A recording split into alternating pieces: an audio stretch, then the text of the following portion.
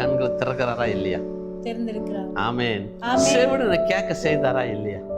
பேதுரு சிறைசாலையில் இருக்கும்போது அவன் சங்கிலி 2 பக்கம் போட்டு கட்டி மாட்டை கட்டி வைக்கிற மாதிரி கட்டி வச்சிருக்காங்க. அது விழுந்து அவனை ஒரு தூதன் நடுவுக்கு இட்டுன்னு போனாரா இல்லையா? அப்போ இதெல்லாம் நம்ம படிக்கிறோம். இப்போ நம்ம வாழ்க்கையில் இதெல்லாம் செய்ய மாட்டாரா? உண்மையிலே செஞ்சாரா இல்லையா? என் படிக்கையை மாத்திட்டாருங்க. நடக்க முடியாது. 3 பேர் தூக்கின்னு போய் 4 பேர் தூக்கின்னு போய் படுக்க வைக்கணும். கையை பிடிச்சின்னு போய் சேரில் உட்காரணும். ஒரு 6 இன்ச்சு ஸ்டெப் ஏற முடியாது. மாத்திட்டாரா? மாத்தலையா?